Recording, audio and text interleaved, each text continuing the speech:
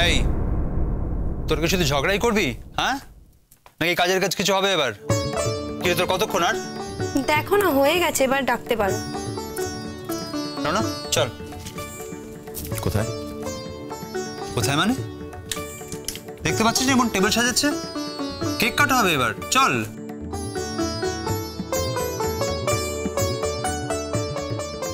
একদিন আমিও টেবিল সাজিয়েছিলাম ঠিক একইভাবে, অনেক আশা নিয়ে সবকিছু অ্যারেঞ্জ করেছিলাম। সেদিন তুমি আমার অ্যারেঞ্জমেন্টের কোনো গুরুত্ব দাওনি, তছনছ করে দিয়েছিলে আমার দিনটাকে। তুমি ভাবলে কি করে আজ আমি তোমার এই দিনটাকে অনার করব? আরে রনো, কি হলো? আয় আয় আয়। তোমরা যাও। আমরা যাও মানেটা কি? আজকের দিনটা কি আমাদের নাকি? আজকের দিনটা তো তোর। তোমরা যাও, আমার একটু অন্য কাজ আছে। এই দাঁড়া, অন্য কাজ মানে তুই কি ফ্রেশ হতে যাবি? না ঠিক আছে, মানে যা, কিন্তু বেশি দেরি করিস না, যা তাড়াতাড়ি ফিরে আয়। দেখছো তো দাদা ভাই, এতক্ষণ ধরে এখানে দাঁড়িয়ে দাঁড়িয়ে বকবক করলো, এতক্ষণ ফ্রেশ হওয়ার কথা মনে হয়নি। যখনই দেখলো যে টেবিল সাজানো কমপ্লিট হয়ে গেছে, এবার ওনাকে ডাকা হচ্ছে, এখনই ওনাকে ফ্রেশ হতে হবে।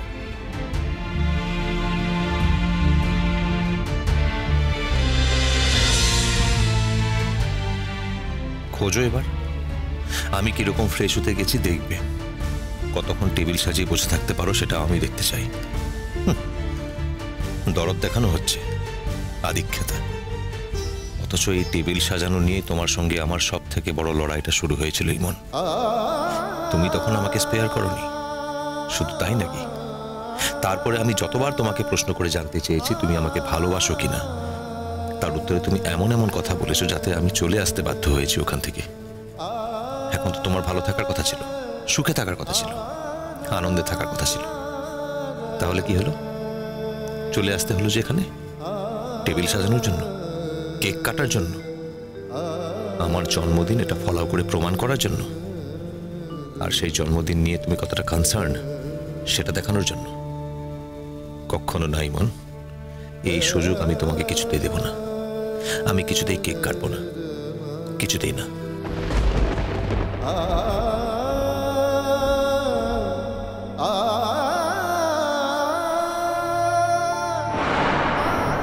আচ্ছা কলিদি, যখন কেকটা কাটা হবে তখন তুমি গান গাইবে?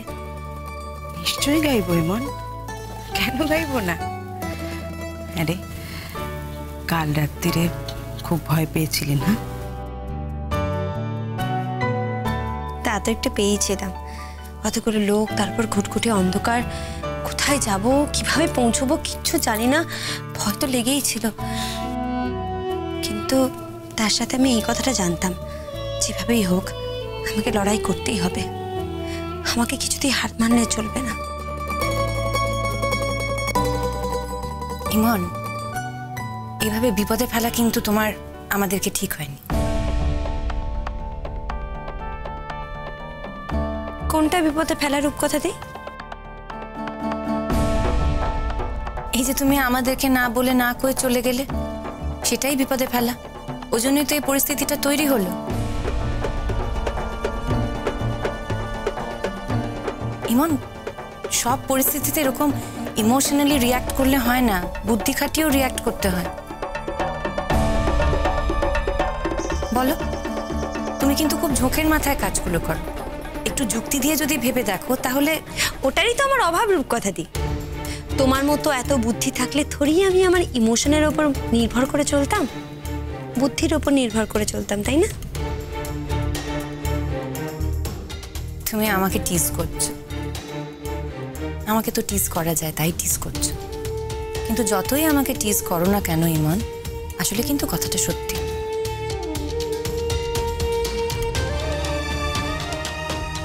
রূপকথা ভুল বলছো, তোমাকে টিজ করলো কোথায়? কথাটা তো ঠিকই, তুমি বুদ্ধি দিয়ে চলো, ও আবেগ দিয়ে চলে। তোমাকে আবেগ দিয়ে চলতে বললে তুমি পারবে না, আর ওকে বুদ্ধি করে চলতে বললে ও পারবে না। এতে টিজ করার কিছু নেই। সূর্য ভাই এখনো কেন আসছে না বুঝতে পারছি না। ফ্রেশ হতে এতক্ষণ লাগে নাকি বলতো?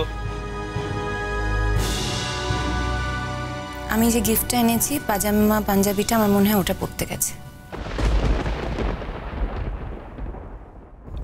হ্যাঁ রে ইমন, তুই তোর বরের জন্য কোনো গিফট আনিসনি? হ্যাঁ এনেছি। কই রে, তুই তো আমাদের বলিসনি, দেখাসনি। এই কোথায় কোথায় দেখো, দেখি দেখি। আরে একটু পরে তো দিয়ে দিতে হবে, দেখাও। আমার কাছে নেই। সে কি রে, গিফট দিবে অথচ বলছিস গিফটটা সঙ্গে নেই? এবার কেমন কথা? যা গিয়ে নিয়ে আয়। কি আশ্চর্য, ও নিশ্চয়ই সকলের সামনে গিফটটা দিতে চাইছে না। আর তোমরাও অদ্ভুত, জোর করে যাচ্ছ। জোর করছো কেন? তাই নাকি? তুই সবার সামনে দিতে চাইছিস না? বিশ্বাস করি না, অন্তত ইমনকে আমার কখনো এরকম মনে হয়নি। অনিদা, তোমার মনে না হওয়াটাই তো শেষ কথা নয়। আচ্ছা, এমনটা তো হতেই পারে যে রণর জন্য হয়তো একটা স্পেশাল কোনো গিফট এনেছে, আর সেটাও আমাদের সামনে দেখাতে চাইছে না। হতেই পারে।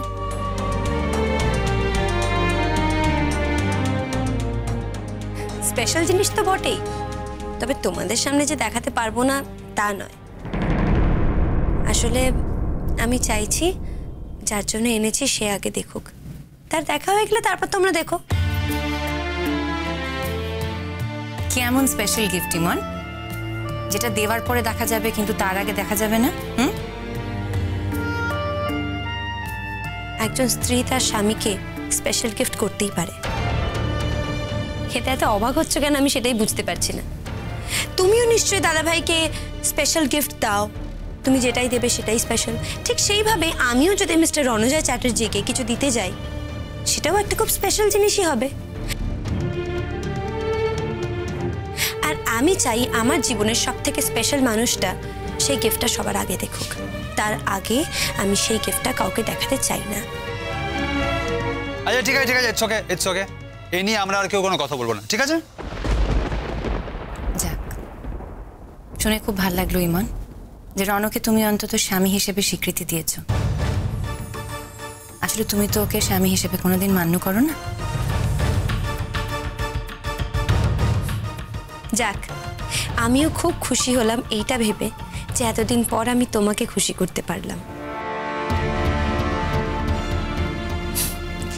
হ্যাঁ, বাইরে আমি মিস্টার রণজয় চ্যাটার্জিকে কোনোদিনও আমার স্বামী হিসেবে মানিনি, কিন্তু মনে মনে যে কবে আমি তাকে আমার স্বামী হিসেবে স্বীকার করে ফেলেছি আমি নিজেও জানি না।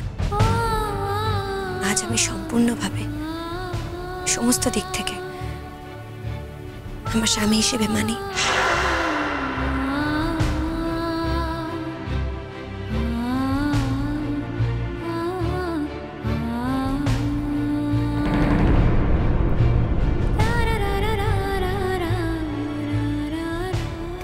আচ্ছা, এত দেরি হয়ে গেল, এখন আসছে না কেন বলো তো? তাই তো, সত্যি এতটা কিছুই না, দৌড় বাড়াচ্ছে নিজে। হ্যাঁ দাঁড়ো, দৌড় বাড়াচ্ছি আমি। হিড় করে টাকা নিয়ে আসবো আমি।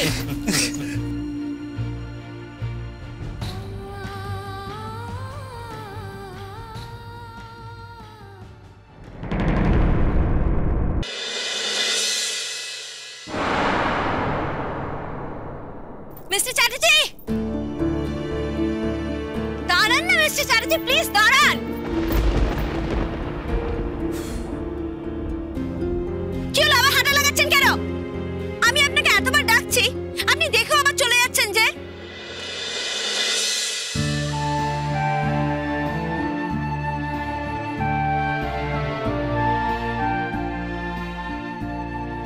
ডাকছো কেন আমাকে? ডাকার তো কিছু নেই।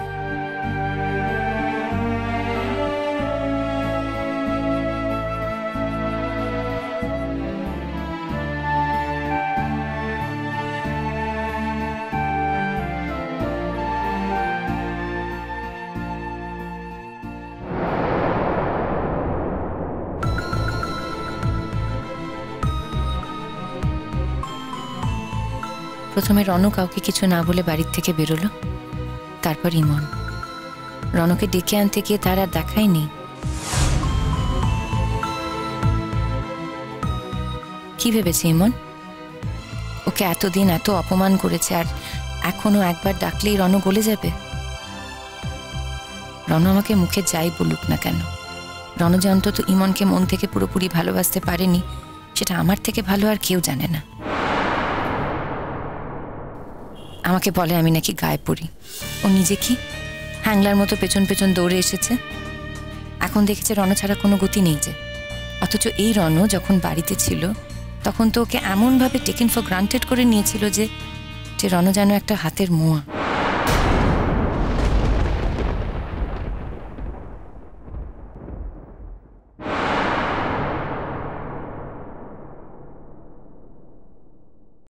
কাল এখানে ছুটে এসে কি নাটকটাই না করলো।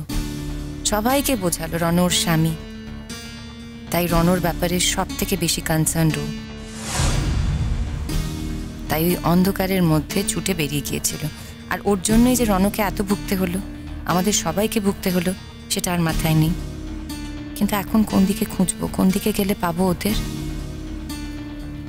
দেখাই যাক না ইমনের ডাকে রণ ফেরে কিনা। রণ আসলে ফিরবে না বলেই বাড়ি থেকে বেরিয়ে গেছে। রণ তো চায় না ইমনের জন্মদিনটা সেলিব্রেট করুক, এটাই তো হওয়ার ছিল।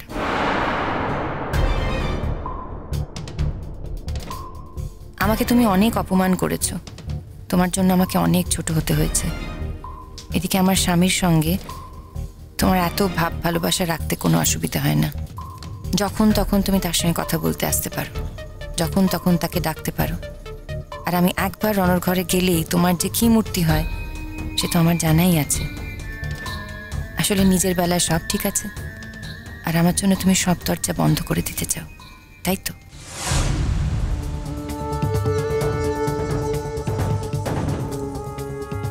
আজ রণ তোমাকে কি অপমান করে সেটা আমিও দেখব।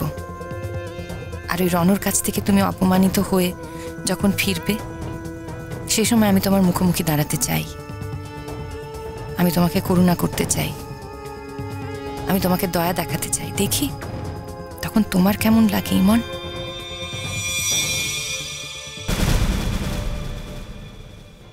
হঠাৎ যে আমাকে তুমি করে বলা শুরু করেছো?